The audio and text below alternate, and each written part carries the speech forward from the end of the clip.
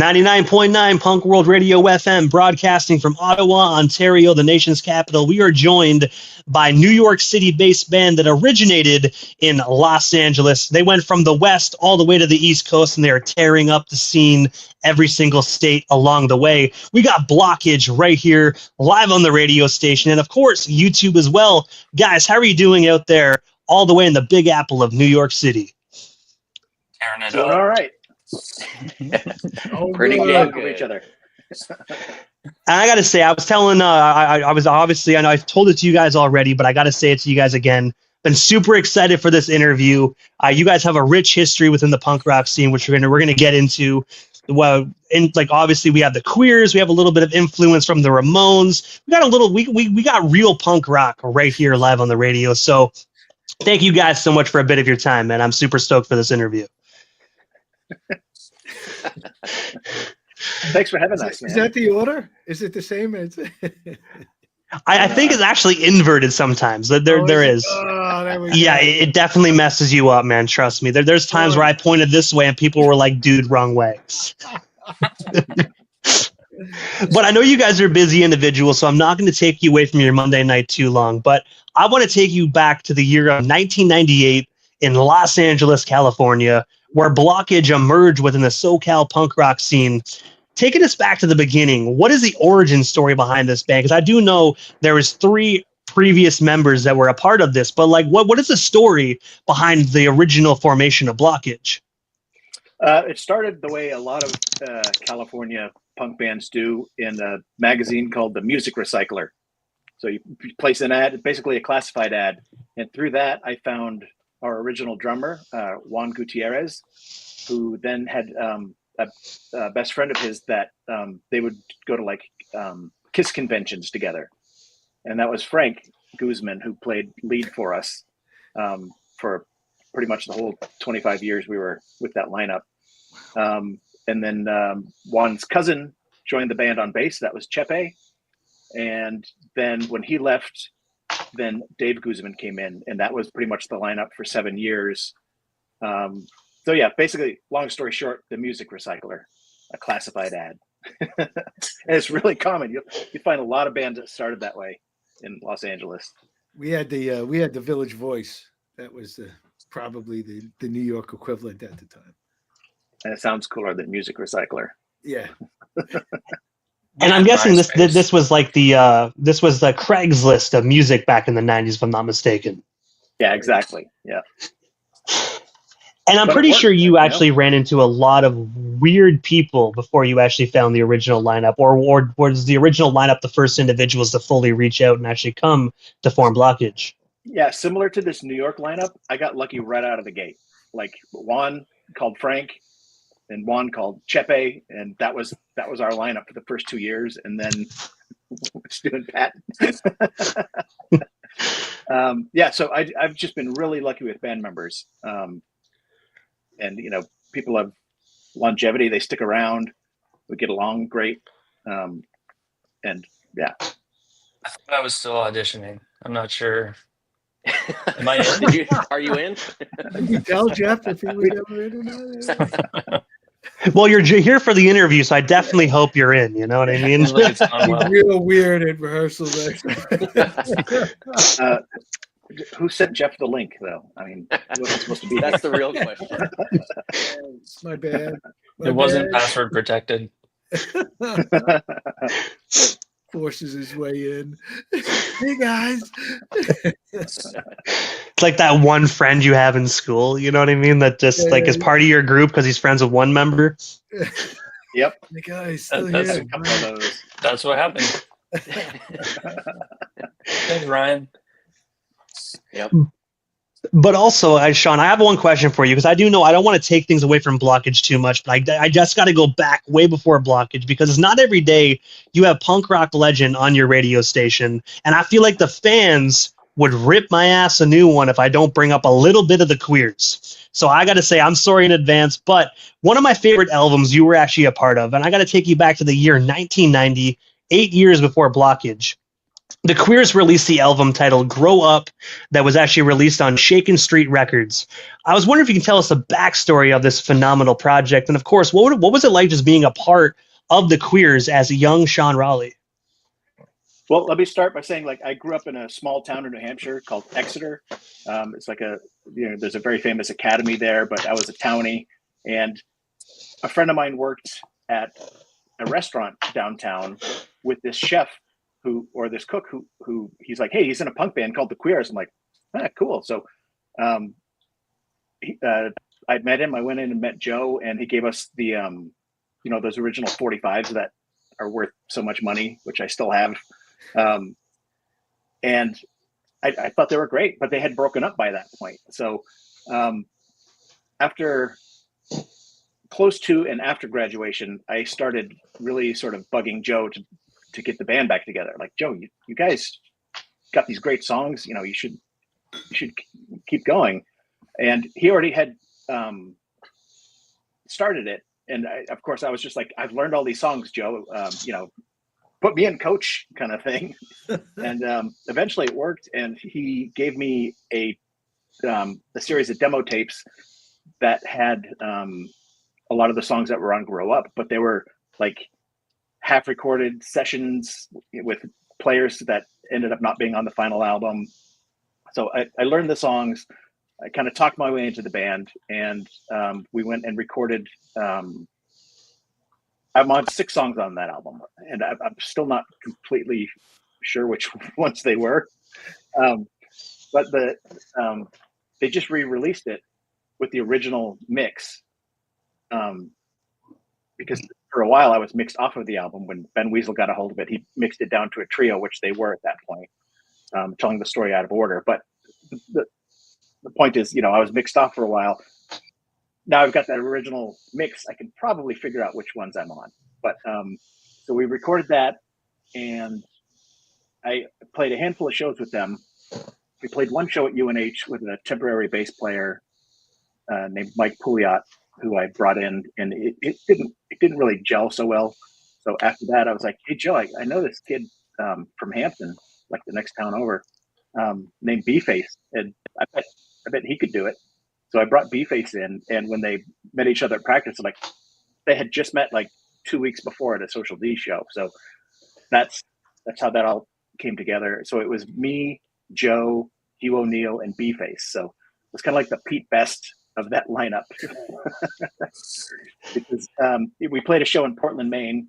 It was our second show with B-Face, and afterward, I had planned on going to art school. Like, I had already paid my money. I got in. It was in Portland, Maine, where we were playing, and they were like, we kind of want to take this band as far as we can go. We don't think you can do that and go to art school. So I was like, shit, sorry guys. Like, my money's already sunk into art school.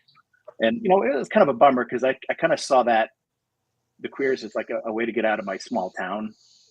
Because like a lot of my friends had moved away, and that was just kind of still there. And, I thought, that could be my ticket out. And then it ended up not being.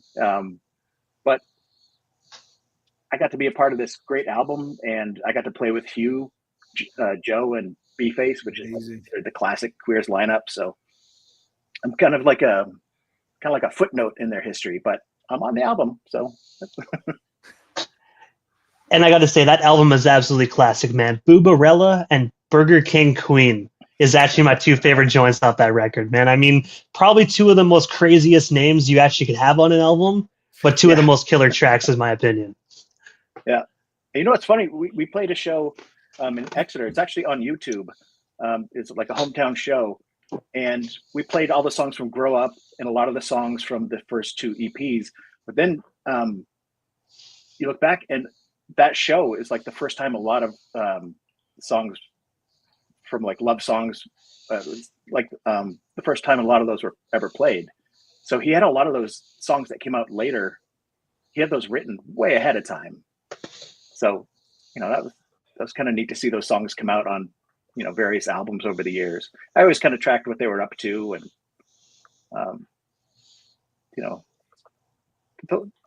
tiny bit of jealousy, like, well, that could have been me. But then again, I make my living off art, so there's really no regrets there. Well, before I move on back to the Blockage side of things, look at it like this, man. You were still part of punk rock history. You can still say you were a member of the Queers, and there's no taking that away from you, dude, because even if people try and take that away from you, you can just look at the credits of the album and be like, well, the credits don't lie, especially back in the 90s. You know what I mean? So you're still a part of history, man. You literally got to be part of punk rock history and go to art school. You are the definition, Sean, of getting your cake and eating it too, dude. There you go. But jumping back into the Blockage side of things, Blockage has done a phenomenal amount of amazing stuff for the punk rock community as well. And also taking things to Downey, California, before we transition into the New York side of things. You guys had a residency at a biker bar called the Anarchy Library. Looking back 20 years ago, 2005, can you tell us a bit more about this residency? And how did you guys come up with the idea of this residency? Because honestly, you guys really gained so much traction with these residency shows at that biker bar.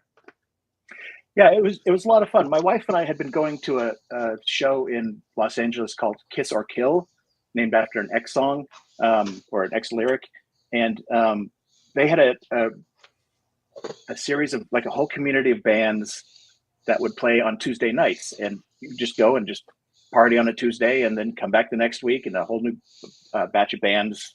And that's where I met the Dolly Rots, who we're friends with.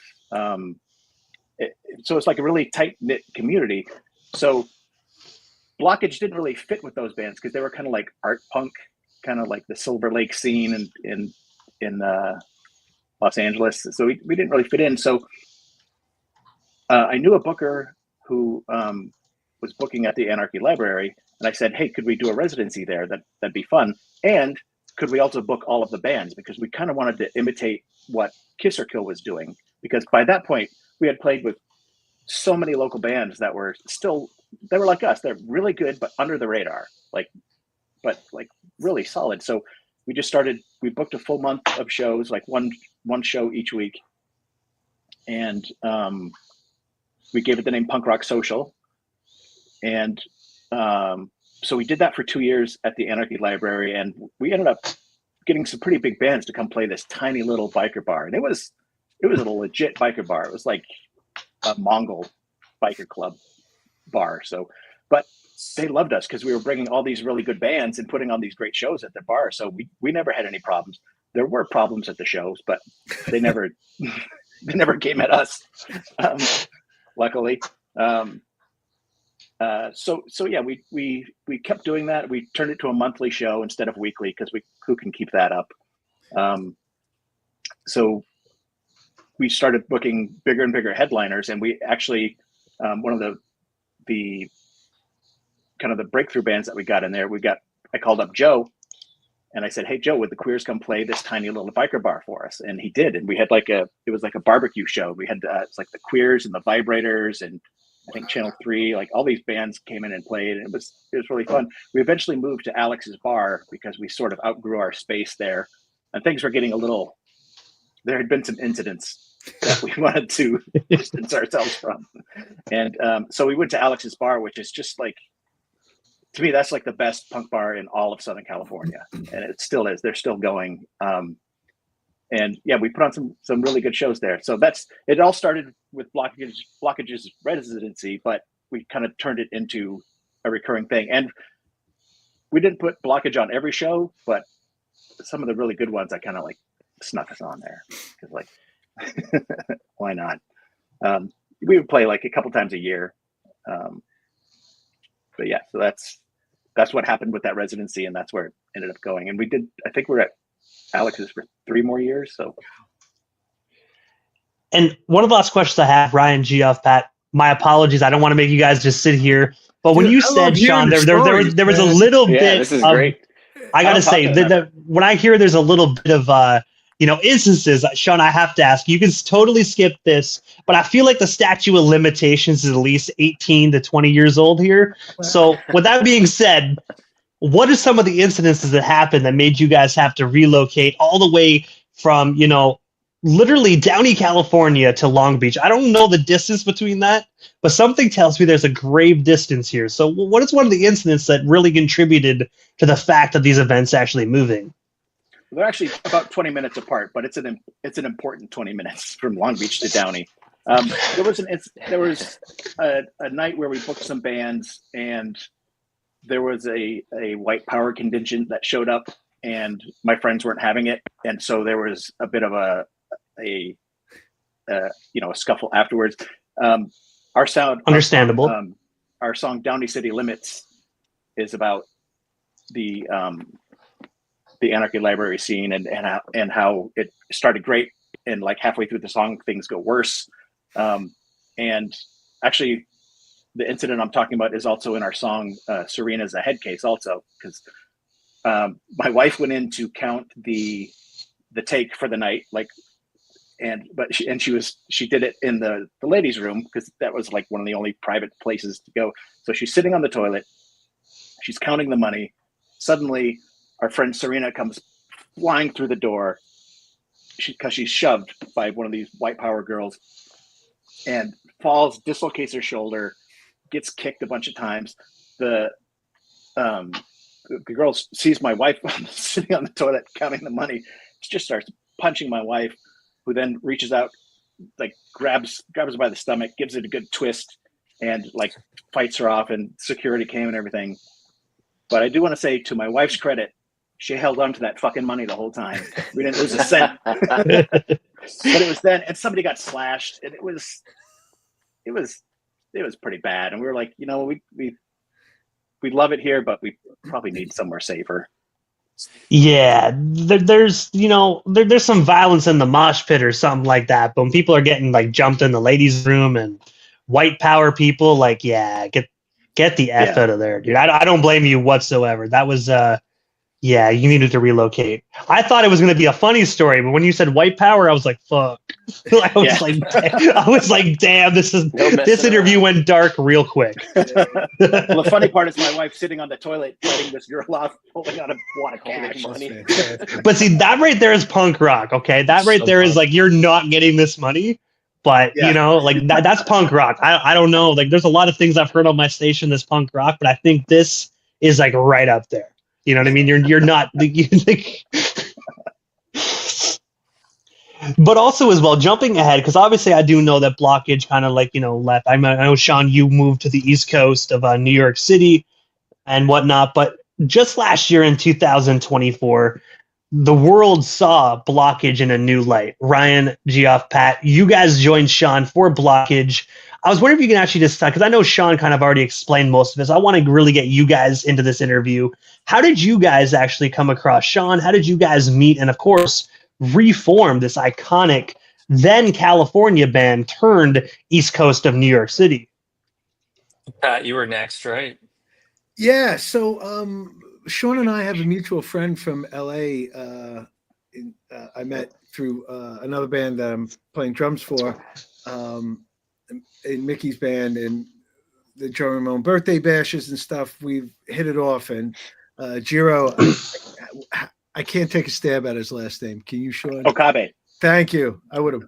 No way, New York accent would have butchered that. So anyway, he pinged me on Messenger and told me that he had a great friend that was moving to New York, and he wanted to kick up the band that he had out in LA, and if he knew any drummers that were interested, could I reach out to Sean? And knowing the name and listening to the music, I was like, I know one. I'm like, I'd like to play with Sean. So he got us in contact. I don't know if I reached out to you, Sean, or you reached out to me, and you passed some songs back and forth, and I'm like, this is exactly what I need in my life right now.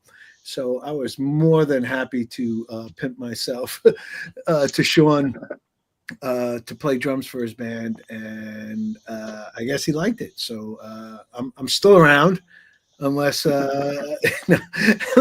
unless I'm with Jeff. Still auditioning. So he reached out, and then I was trying to hook up with some other players in New York, and then he found Ryan. Through wantads, obviously. Yeah. Yeah. Modern day. Modern I day. think it kind of is, though, right? Yeah. It was. Yeah, I don't remember which site it was, but I put feelers out before I moved here because I didn't want to be without a band for too long, and Ryan answered it. Yeah, and it's funny, like even just hanging with these guys, Pat and Sean. Jeff and I knew each other from before, even growing up in Arizona. But it's pretty wild. The first I heard of Blockage was listening to the album after I saw the ad for Blockage, and it stood out from a lot of the other things. So I can say, even as a fan coming into the band, I think same with Pat, he was just describing it. There's something different about the way Sean writes, and the wit and the storytelling is there. But man, he has a knack for a great hook and a lot of power. So it's been a blast, and the stuff that's coming to the table now, I'm like just so stoked to be a part of it, and it's been a fun ride out here. Yeah, likewise. Lucky that Ryan brought me into this. Not that he had to twist my arm a little, but he did have to bring it up several times. Yeah, so we played in a project prior, and I hadn't been in a band in a while. Wasn't sure what that next opportunity was going to look like, but yeah, like as Ryan was saying, came across the album. It's really fun to play with these guys, getting to know these guys. So really happy we're together now, and I think they like me too. So It's true. But no, Giovanni, it sounds great that you actually, this is going to sound corny. I will say this sounded better in my head, but, it sounds like you had a little blockage in your decision making there. But I'm glad that the blockage got cleared and you decided to come to the dark side and join one of the best punk rock bands, man. Yeah, I worked it out, and don't ask. Yeah, thank you, guys. I'm really glad too. I'm glad Ryan asked Jeff to come on, because we really needed somebody to, like Dave, our original bass player. He could harmonize the fuck out of these songs. Like our voices went really well together. So I really needed that. And Ryan could sing, but he said he didn't want to take on that role. It does, kind of takes away from the bass playing, because he's always up to something on that thing. Yeah. So so he said that Jeff could sing and play leads. I'm like, fucking bring this guy in, please. So it was probably a month or two of constant like pleading and, have you talked to him yet? Nagging. It was I think there was definitely some of that. Absolutely. So Ryan, when Sean said a few moments ago that you can actually sing, I know you're sitting there shaking your head like, I don't want that role.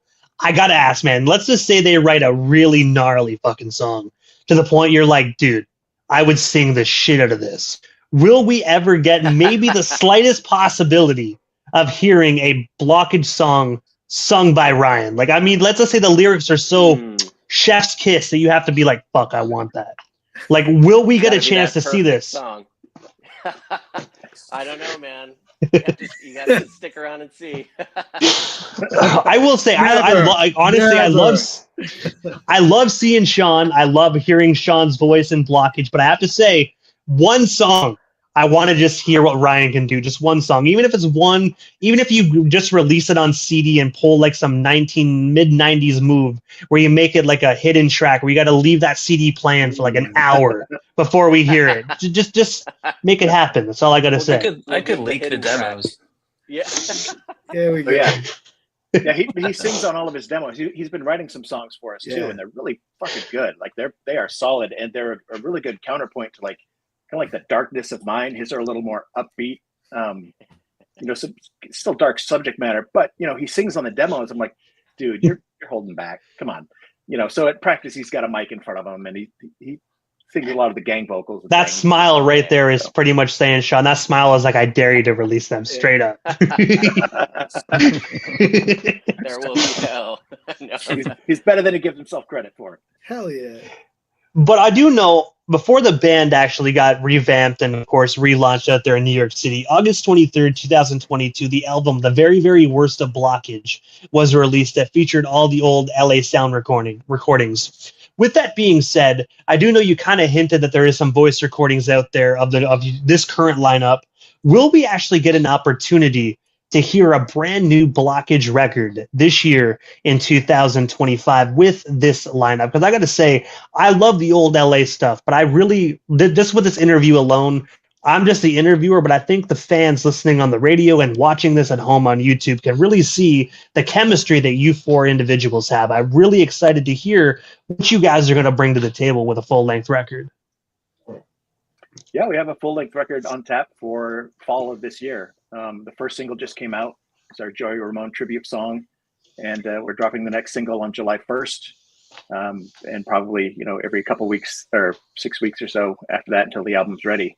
I'm actually setting aside a few of the songs that I had written because Ryan has come through with some really good demos. I'm like, that should be on the album, including one song I think should probably close the album. It's really fucking good. So yes, there will be a full-length album.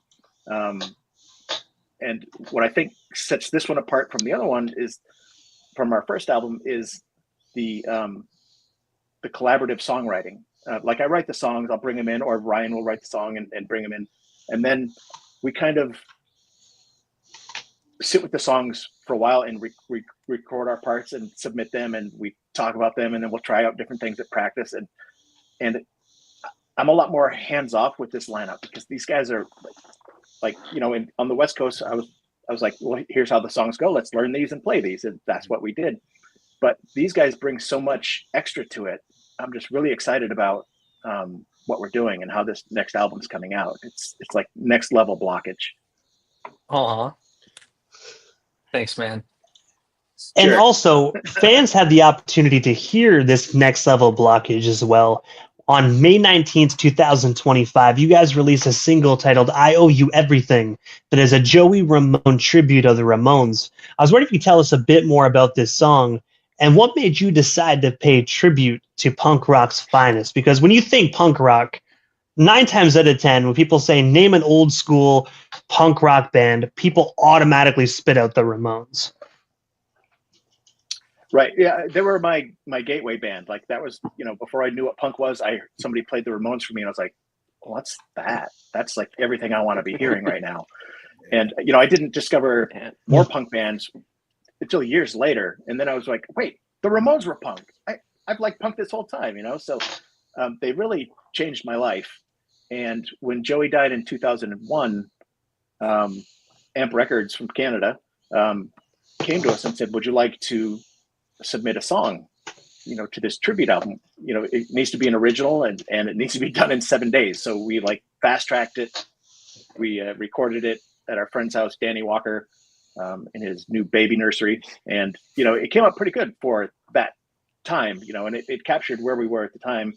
But now that we're in New York, and his birthday was coming up, I was like, maybe we should do that song again, because for a long time it was a live favorite. Like people would always come up and be like, yo, I love that Hey Ho song that you guys played for Joey. But then it kind of got crowded off the set list with new songs, and I kind of just forgot about it until moving out here. I thought, let's fucking do this. Let's try this again and give it the, we don't have to do it in a week this time. We can, give it the time it deserves. And it came out so good. I'm really happy with the way it came out. And right now, currently this week, we've actually played your song, I Owe You Everything, 17 times here on the radio station. And I will say our radio station infrastructure is a little wonky. Normally, I'm used to the fact Sunday to Sunday, but our streaming service recently updated everything. Now it's actually Tuesday to Tuesday. So this is actually technically the last day in the week. I don't understand why they think it's Tuesday, but either way, I'm just going to say, so people being like, man, it's really only Monday and you played it that many times. I want to say for the listeners, we don't play it that much, but 17 plays so far this week, and people have been loving it. I've had people call the station and be like, hey, can we hear that Joey Ramone tribute? And I'm like, you got it. So I'm telling you guys, when this new album drops, if you send it, we here at Punk World Radio FM are definitely going to spin it. Thank you so much. Yeah. Thanks so much for the support. It really means a lot at the level of the punk rock scene. As far as mainstream, it's communities like this, it's radio shows like this, it's fans that tune in, that enjoy the music, that you really strive to connect with. And we're appreciative. I've always been appreciative of the independent spirit and the true fans that come out and listen to the music on, again, stations like this. Those are the ones that you want to connect the most with. So thanks so much. And before we do actually wrap things up, I do have a fan question that came in here via YouTube from Gwen. She said, "Hi, keep up the great work. Where in the world would you like to play a show on tour? Thanks," with a big old smiley face. Where? Geez, we're having a tough time just finding gigs here in New York. The venue situation is not like it was in Southern California. So we're like, we already missed our summer. Right. I would love to play Chicago. I think they like that sort of Screeching Weasel, sort of punk pop, like the older punk pop kind of sound. I think Chicago would be good. Yeah. What about you, Pat? Boston. I'd love to go back and play Boston. Yeah, Boston would be fantastic. It's a great community up there. I think Philly is strong. I think Chicago's great. And for you, I'd like to bring it back out to LA. Yeah. And give you the opportunity to reignite, the songs with your community and share what you've been up to with the band that's been in New York. I think that would be an amazing experience and just an all-around good time. That would be great. Also, anywhere in Canada, we'll come up and play Canada. Yeah, invite us up. Yeah, short of it, we'll play anywhere, man. We've been itching. We're starting to get gig ready again, and we're excited not only for the album release, which we're all chomping at the bit to hear what all of the fans like about that, but also to get ourselves out in front of the community and the fans and start kicking ass. And Sean, I don't want to put you on the spot again, but I have one more question for you. While I was doing my digging for this interview, I came across something that's not really punk rock, but I do know some of the punk rock bands could potentially reach out to you for your services. I know that you are a phenomenal graphic designer that has worked on projects like Fall Guy with Ryan Reynolds, Beverly Hills Cop 4. I mean, when I saw it, my jaw dropped because a lot of these movies are just absolutely stellar. How can the next band or artist potentially go about purchasing your services and getting the legendary, formerly of the Queers, now of course, Blockage, Sean on their next graphic design for their album, event poster, or just anything at all? Yeah, just hit me up on socials. Like, I'm on there. Go to Young Sean Rowley, which was the name I was credited on Grow Up, which was a surprise to me. I flipped it over and Young Sean Rowley, because I was probably so eager and like, hey guys, let's get the band back together. Young Sean Rowley at Instagram. Hit me up there. I love to work on album covers, flyers, posters. I'm not free, but I'm good. Well, you might have worked on Free Guy, but that doesn't mean your services are free. Because I mean, once you let's just say, I know we're a punk rock radio station. A lot of punk rock bands are DIY, but make sure you got a budget. Because I mean, once you see this man's catalog, you'll be like, shit, can I afford this? I'm pretty fired to punk bands. I have a soft spot for independent punk bands, so I have reasonable rates. See, I will admit, I grew up loving Beverly Hills Cops. When I saw you worked on the new Beverly Hills Cop 4 Axel Foley, I was like, dude. Like, can this guy get any more freaking legendary in my mind? Emmy award winning, right? Yeah, it's official. It's official. Like, and that movie, I will admit, there's a lot of revamped movies that come out that I'm kind of like, But I will admit, I thoroughly enjoyed Beverly Hills Cop 4. I want to say it at this point, anything is better than Beverly Hills Cop 3. If you know, you definitely know. No one ever wants to see Wally World again. Yeah, amazing. But aside from, the amazing graphic design work and, of course, the album you guys are currently working on and the shows that you guys are very eager to do. So promoters, if you're listening, just completely turn off this interview and go over to their website and book them now. But with that being said, what is next for Blockage? Like, is there anything we happen to miss during this evening's interview? Anything else you guys still want to touch on, talk about, or promote? We still got you here live on the radio station airwaves tonight. Guys, you got anything? Pat? I'm eager, honestly eager to get these songs, personally get these singles rolling out for everybody. I think they're really good. Hooking up with Sean and definitely the addition of Ryan and Jeff, like these songs are just really good. He writes really good songs, and you straddle the fence of being a big fan and being part of it. So you enjoy the stuff that he's done, and then being part of the new stuff. For me, that's personally the most exciting. What I'd like to hear on the radio tonight, other than I Owe You Everything, would probably be any particular Ramones song that you haven't played in the last 7 or 8 spins. Well, you know what? I can actually make that happen. As I'm saying this, not looking at you, I will say the last 7 or 8 spins, and I know your guys are going to be like, really, this song? Right bump to the top, right after we get done playing Agent 51, I Want to Be Sedated has just been bumped to the top. So the moment we get off this interview, the Ramones are going to start spinning. I will say, I know I love the Ramones, but that one song, I know it's been overplayed so many years, but I don't know why that one song, I can listen to it in a loop. Let's just say if I was ever get tortured, I would hope they play Ramones, I Want to Be Sedated, thinking it's going to make me want to kill myself. Right. But honestly, I'm just going to sit there and be like, dude, you think you're going to make me hurt myself, but I love this song too much.